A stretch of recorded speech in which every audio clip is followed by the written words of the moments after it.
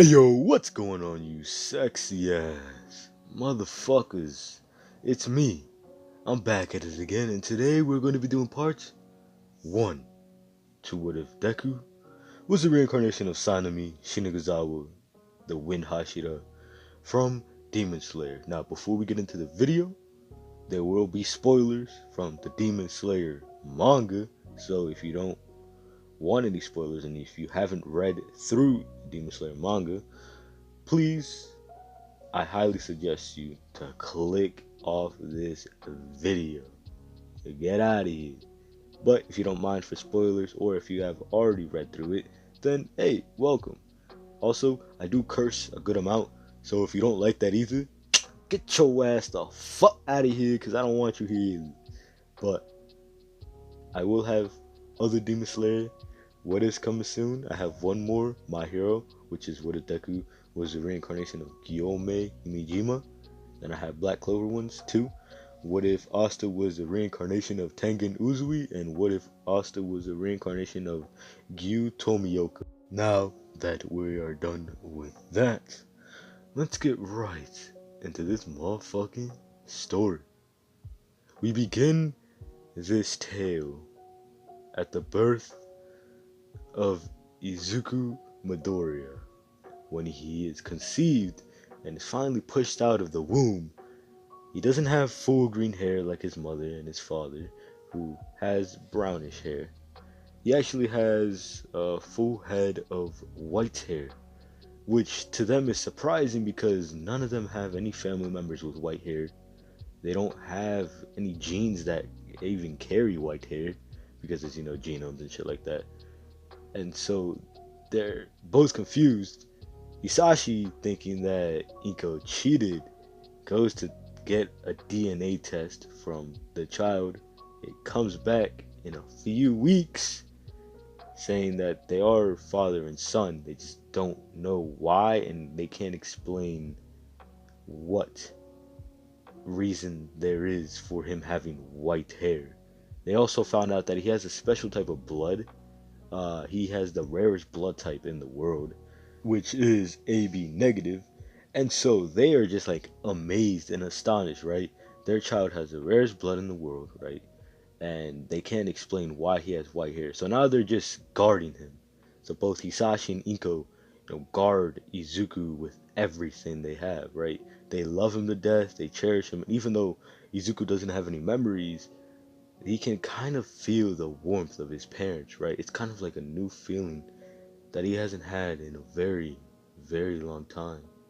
A few years have passed, and now that Izuku has turned 4, Izuku also now has 3 new baby siblings. The second oldest sibling being named Sora, which can mean sky.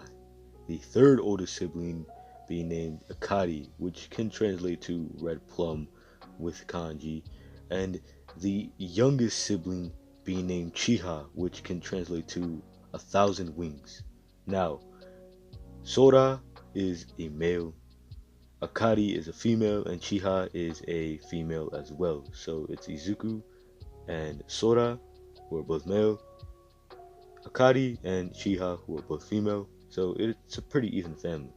As Izuku, who is now 4 years old, is starting to exhibit signs of a quirk. Now, when these signs first appear, he can move things with what seems to be his mind, but after a while, he starts seeing things in his eyes. He can sort of see wind, like he can control it.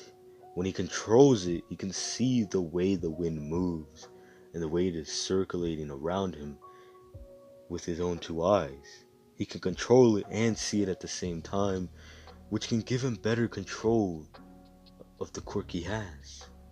Now, when his parents find out about this, they are ecstatic. They are overjoyed because his family is not well off. They're not to the point where they can buy whatever they want whenever they want, right? But they're also not to the point where they have to, get through every day barely living check by check, barely having enough money to put food on their table to feed every mouth on there, right? They're not to that point. They can have some good things in their life, but they can't always have it, not whenever the children want it. So when they see that Izuku somehow has a powerful fucking quirk, they are overjoyed, they are happy, but they don't want to burden Izuku as well. They can see that Izuku is having fun with it. He has a quirk, and a very cool one at that. So they talk to each other, Izuku's parents, and they say that we shouldn't try to force anything onto him.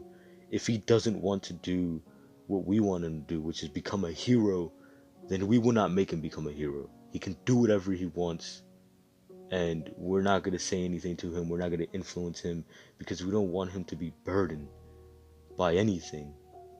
But Izuku, when they were talking to each other in private, he overheard this.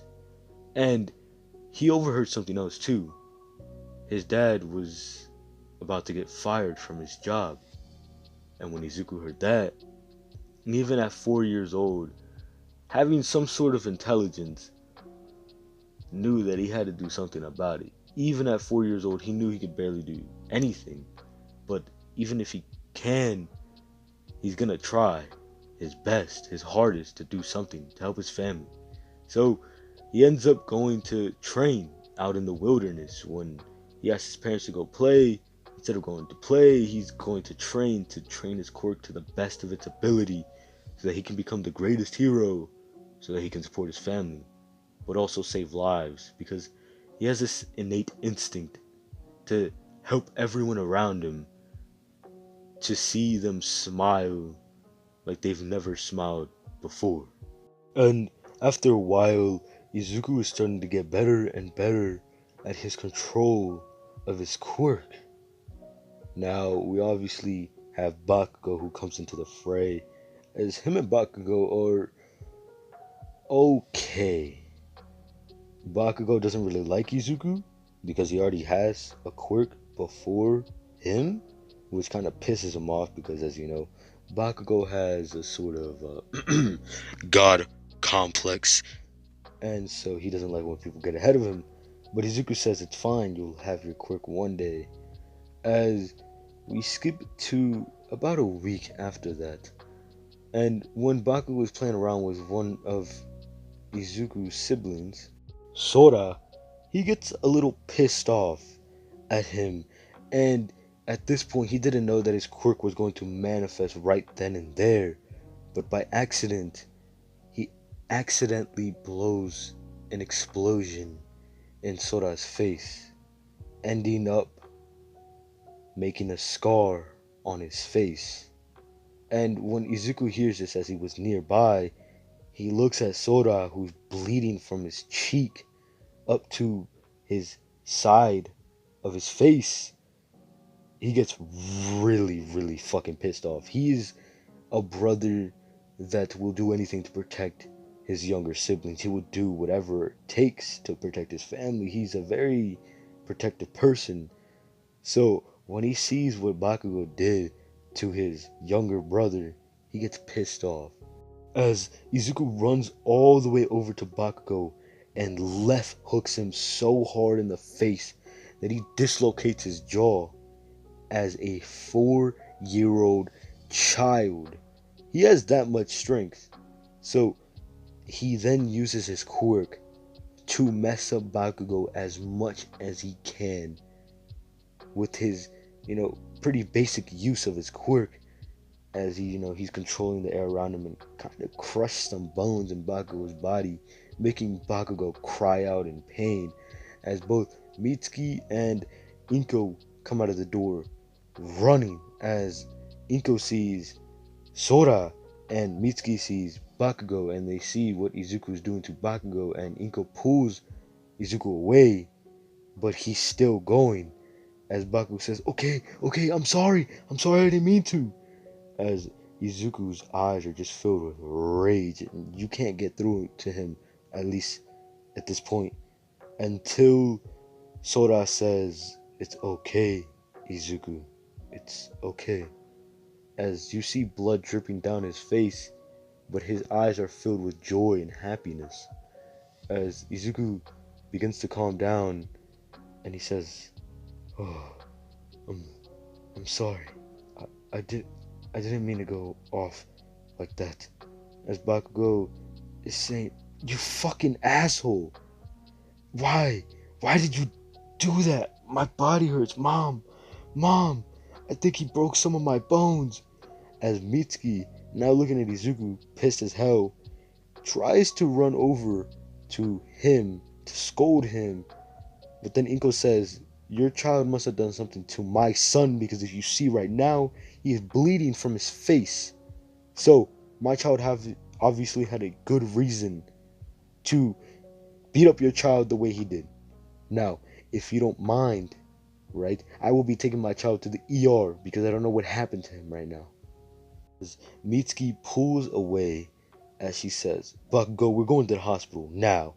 As both Mitsuki and Inko go to the hospital at the same exact fucking time, and they get checked out, and it's confirmed that Bakugo has broken bones, and now Sora is going to have a scarred face because of the explosion that Bakugo gave to him. Now, Izuku is very, very pissed off at Bakugo. He has this sort of rage that is only directed towards him.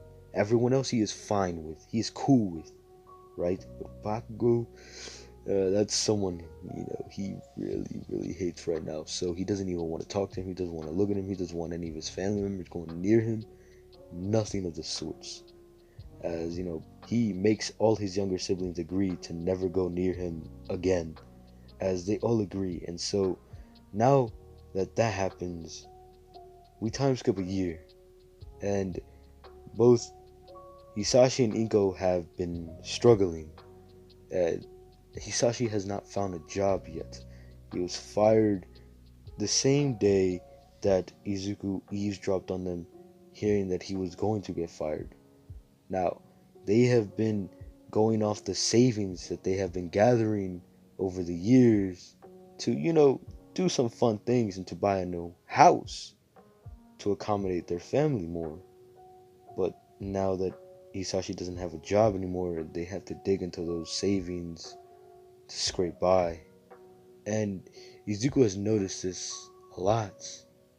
And if you see Izuku now, his body as a 5-year-old is pretty toned. He's not muscular at all, but he's getting there to the point where he's pushing his little body to the limits. Alright, he's going in day out, day in, day out. He is doing whatever he can as a 5-year-old to train his quirk to the absolute maximum of its potential. Until one day where he's out training and he accidentally slips. And when he slips, he hits his head on a rock. And when he hits his head on the rock, something happens to him.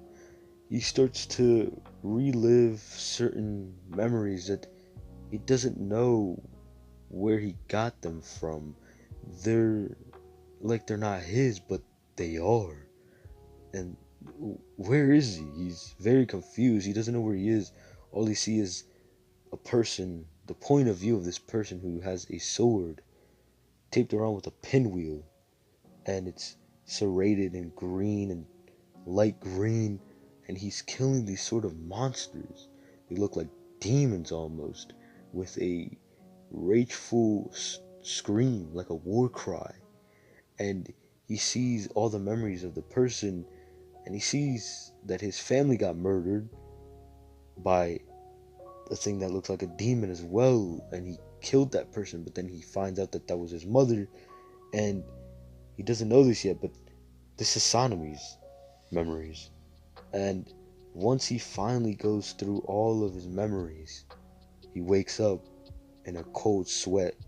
With it being nighttime, his parents are obviously worried, as when Izuku wakes up, he's breathing, he's panting heavily.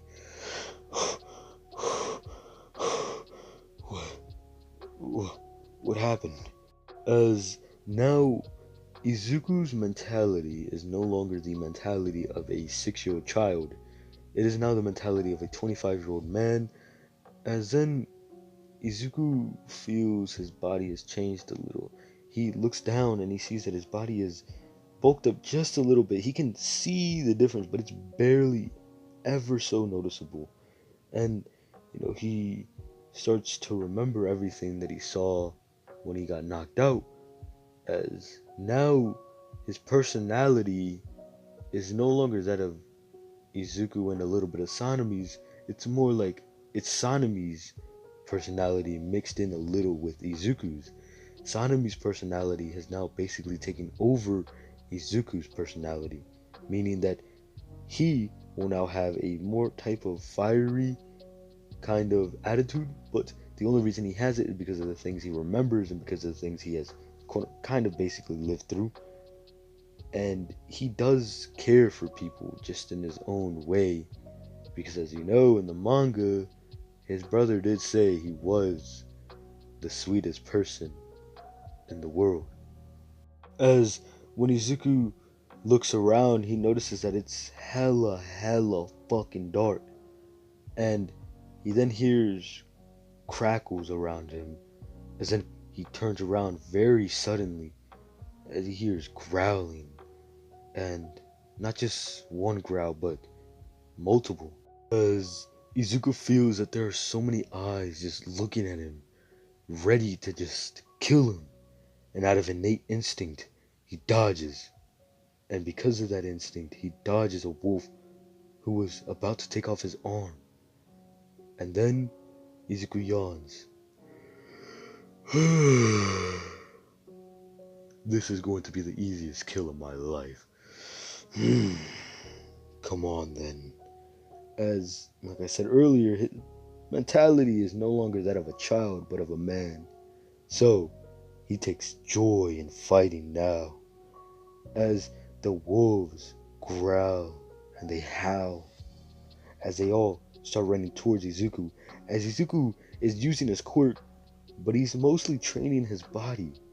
As the wolves are starting to claw at him, forming cuts, large cuts on his face, on his body, on his arms, on his legs, as Izuku is bleeding pretty heavily. But he says, "This won't stop me.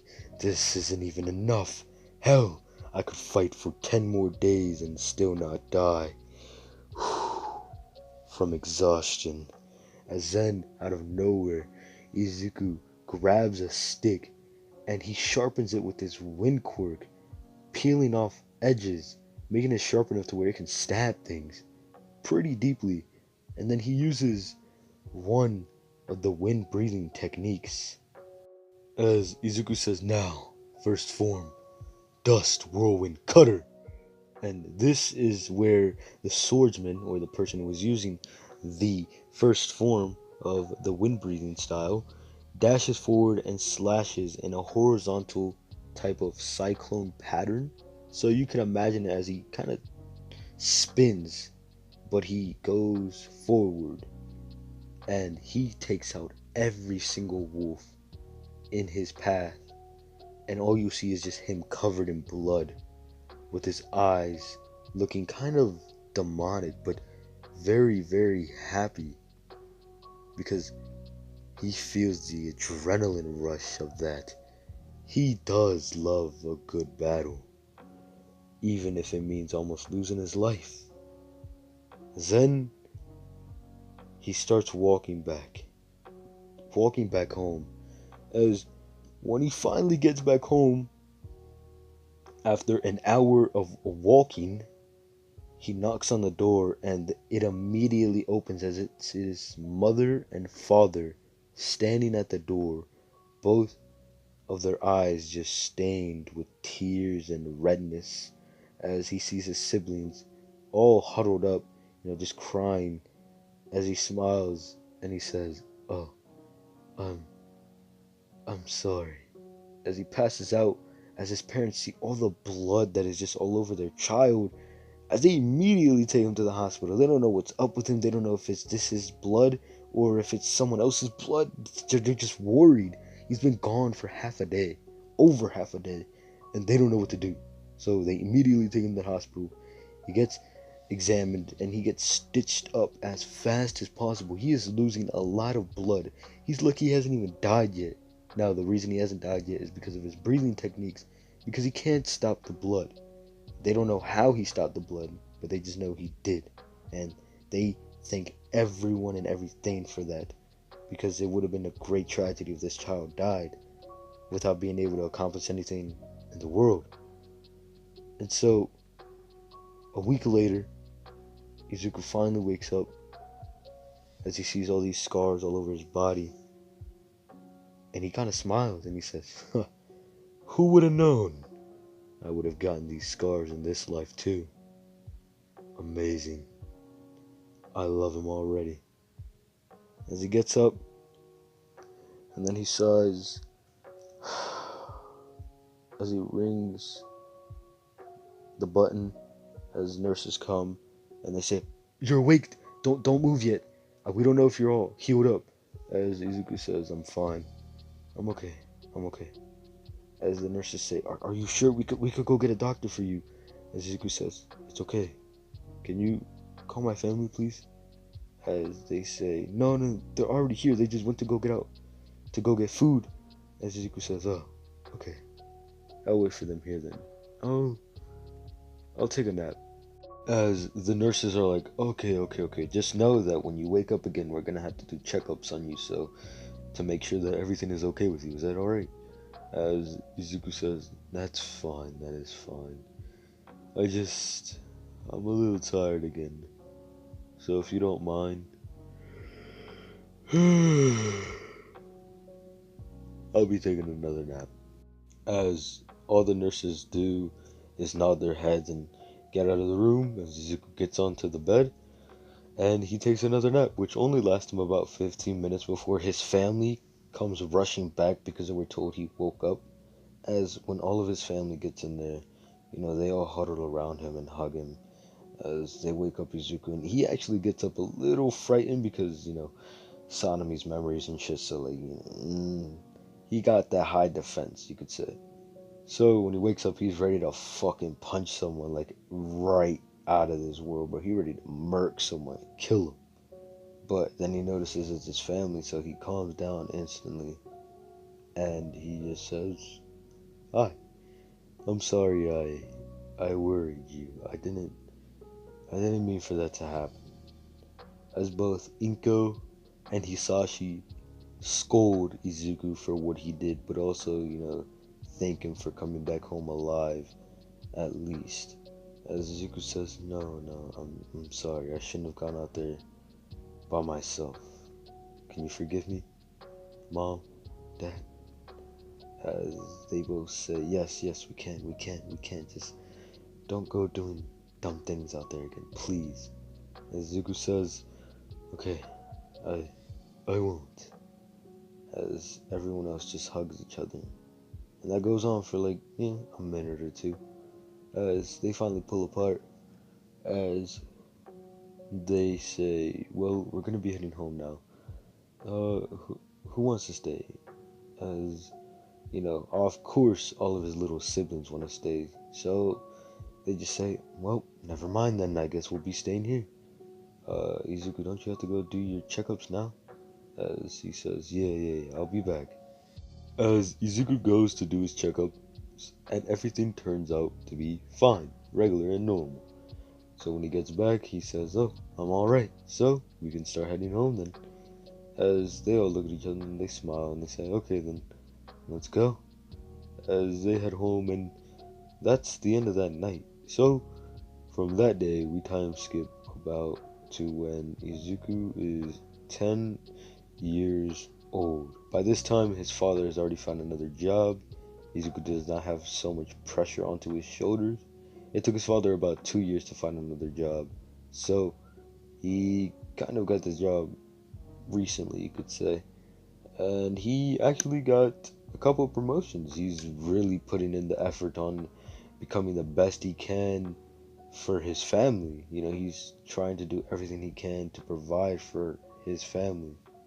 And Izuku notices this, so he really is trying harder to become the best he can to take the burden off his father's shoulders and make sure that he can buy his family whatever they want, whenever they want it, you know? So Izuku trains day in, day out, day in, day out. But as you know, Sanemi is basically the one controlling the body instead of it being Izuku. So he obviously is going to need a sword. Now, Izuku looks far and wide for the village of swordsmith that he knew once before. He knows that they're still alive and they obviously must be kicking around still doing swordsmithing, and with the power of the internet, he's able to find it. Once he does, he asks his parents to take him. As his parents ask him why, he says, it'll be a good family trip. As, you know, they discuss it over and they say, okay then, we're not really worrying about money anymore and we have all the time in the world. So, why not? And so they all go on a family trip. When they get to the village, they see it's full of wonders. Amazing things such as, swords, mostly swords, and masks that are very funny looking. And a couple of robots. They look like they were modeled after people. And so when Izuku looks at them, he recognizes them instantly. It was his fellow Hashira and the original sun breather, Yoruichi. So he is very well versed in what they are capable of doing. And when, obviously the villagers are looking at them while they're doing their work, they have some sort of reminiscing feeling about Izuku when they look at him. They recognize that kind of whitish slash peach looking hair, and it's very, very inviting. And when the chief of the village sees Izuku, he instantly walks towards him and asks, "Hello there, how are you doing?" As Izuku says, "Oh, I'm doing fine. How are you?" Keep in mind, he is only 10 years old, so he has pretty good language for a 10-year-old. Something that a 10-year-old really shouldn't have. And so the chief takes notice of this, and he says, so what are you here for? Are you here to just look around? Or are you here to get something? As Izuku says, oh, I'm just here to get something, but to look around mostly. As his parents don't catch that part because they're very entranced by everything else around them. As the village chief says, oh, okay, well, let me take you right this way. As Izuku says, hold on, I need to tell my parents about this first. As the chief says, oh, sorry, I forgot. As Izuku turns around and says, Mom, Dad, I will be going with the chief of the village real quick. He has to show me something. As his parents, being very entranced by the entire swordsmithing community that is there with their weird masks and swords that have different colors, they say okay without even recognizing that they're leaving their child with a grown adult man. As Izuku says, okay then, I'll be back in a bit. Bye. As both of them head off. And without even noticing, they are already in the house of the chief. And he says, I have a couple special swords that I've been keeping for a while. I pre-made them, but they've never been used, but I've always, sharpened them and kept them clean, just in case. I have a couple of them that have been used by certain people who have been, you could say, brought back into this world. You are certainly one of them.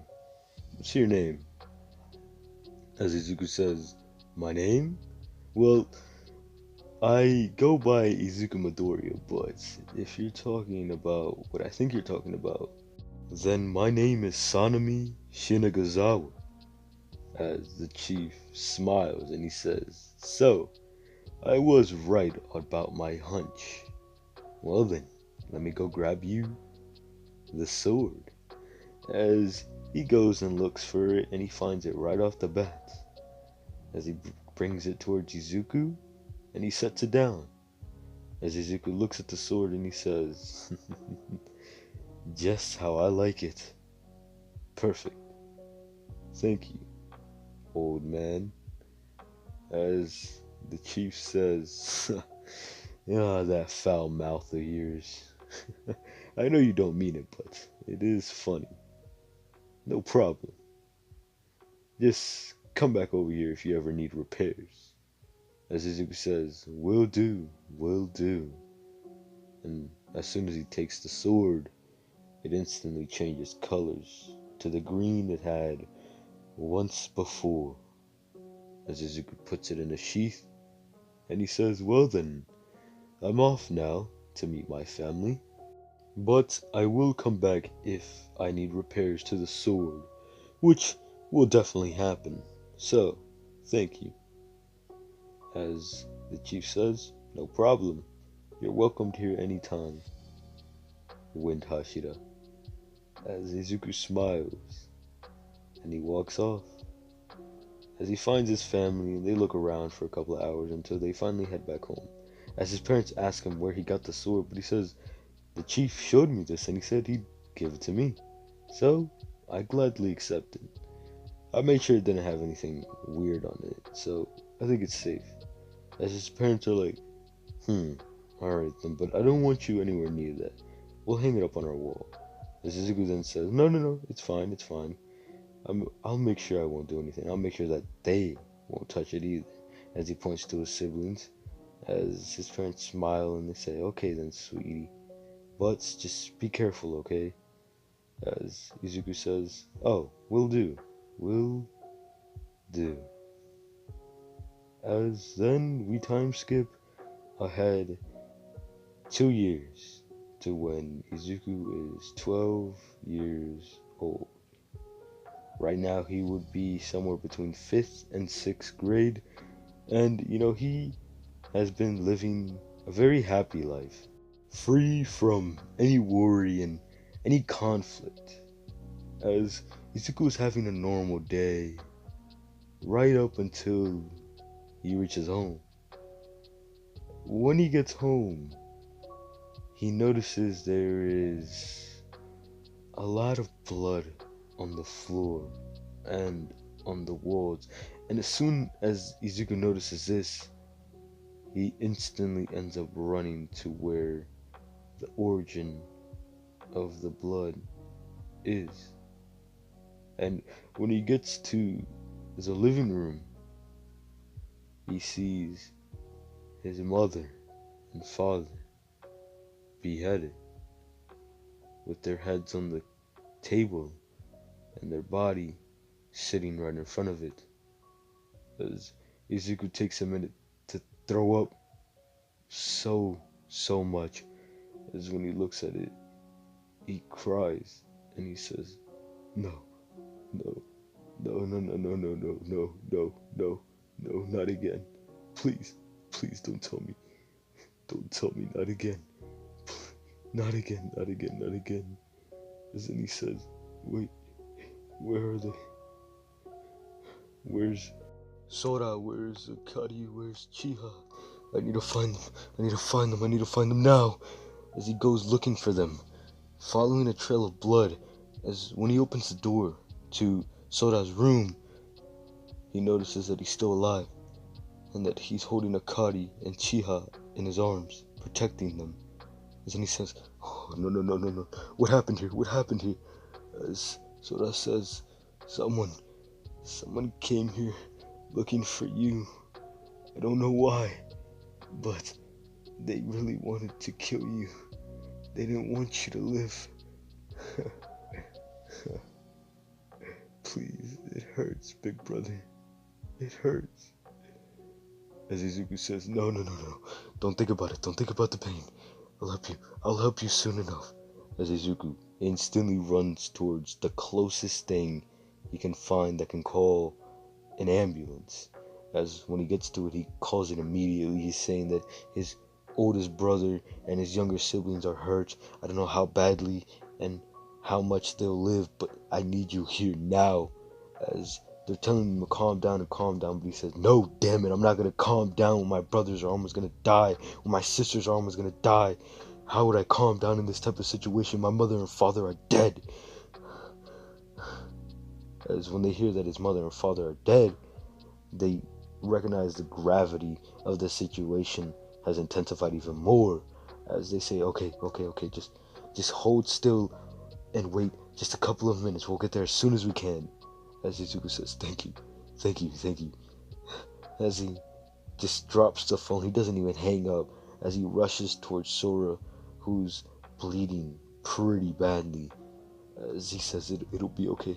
It'll be okay. Just breathe in, just breathe out. Just breathe in and breathe out. He's trying to teach him the breathing techniques, but it's not working on him. He's losing too much blood, and the hole in his body is too big.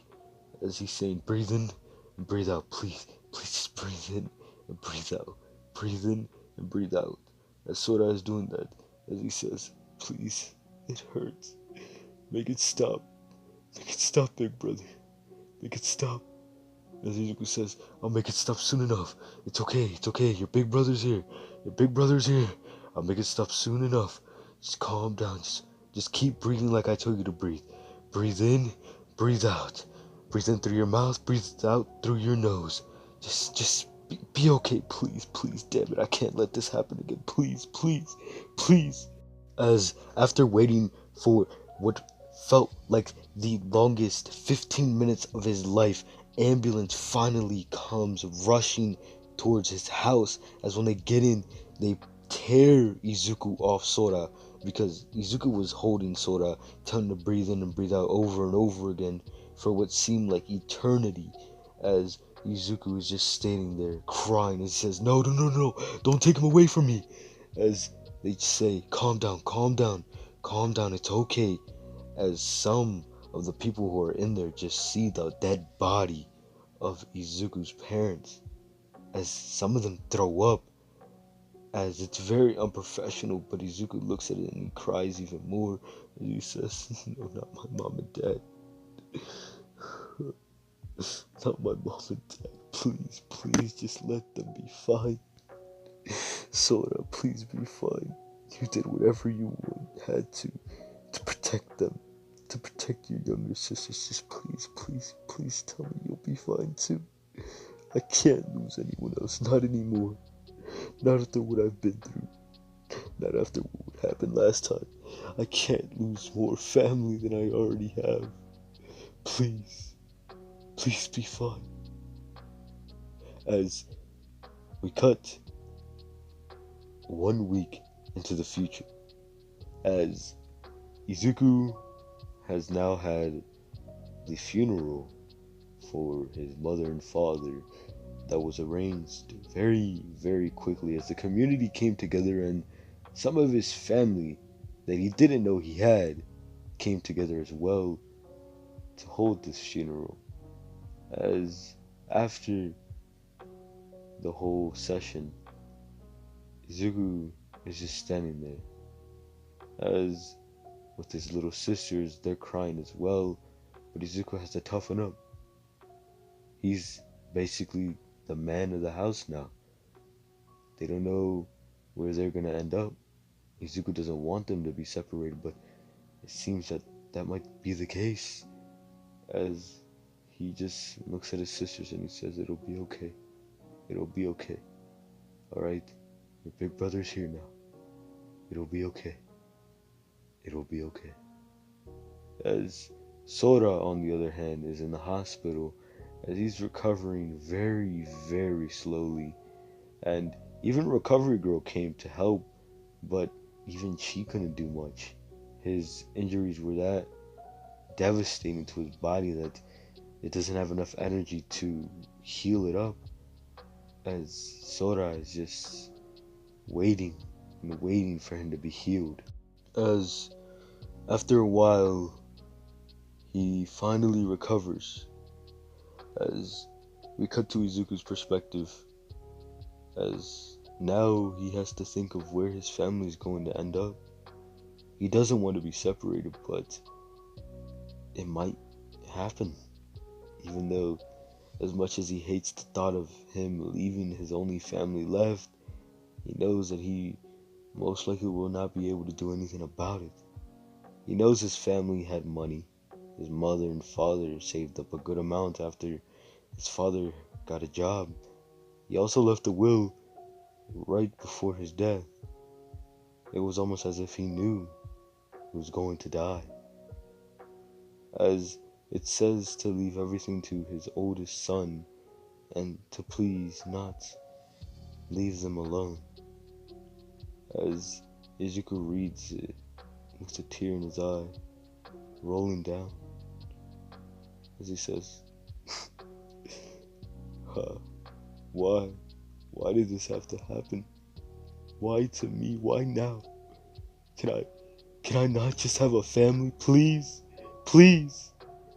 But amidst all this turmoil, Izuku's family that he totally forgot he had because of everything that was happening to him right now in this moment, everything he had to worry about, everything that he had to do, he completely forgot about the fact that he had family he could rely on now.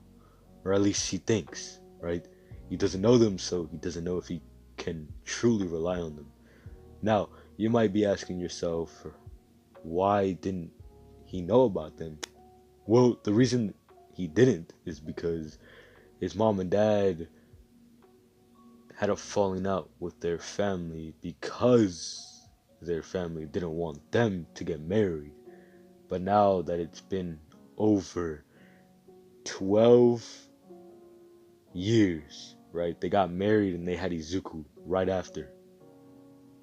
They now realize that it was a childish move and that they should have tried to rebuild the relationship that they had with their kids again.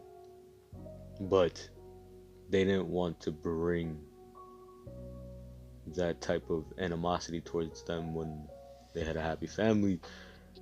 And when they finally did decide to come together, since both families now, adore each other, right?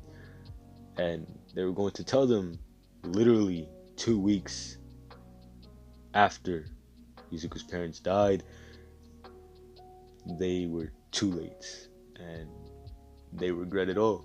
So one family is willing to take in Izuku and his siblings because that's the best they can do. As one of the family members, of course, the father, Izuku's uncle, comes up to him, and he says, "Hey there, son. How are you doing? How are you holding up?" As Izuku looks up and he says, who are you?" As the man says, "Oh, well, I'm your uncle. Uh, I'm willing to take you in, but just keep this in mind that you're gonna have to move pretty far away from here. Not that far. We're gonna be in a rural area, high up in the mountains. So if you have any friends here, if you want to say goodbye, I'm willing to let you and stay here for a little while, and then once you're ready, we can go. Um, so if you want to think it over, you can, but you really can't do anything about it. I'll take you in either way." As Izuku says, You're my uncle? How come I never heard of you then?" As he responds with, "Well, that's because our families sort of had a, how do I say this, argument, and we kind of lost connection with each other. Um, Reason being is because your parents were getting married and we didn't want them to marry each other. So, yeah. But now our families are in really good relationships. So, we were going to tell your parents, but, yeah. I'm sorry. I'm sorry that we weren't there for you all your life, that you didn't know any of your uncles, your aunts, your cousins, your grandpas, your grandmas, yeah, if we could take it back, we would, but sadly, that's not how things work." As Izuku says, Yeah, sadly. Sadly. That's not how things work.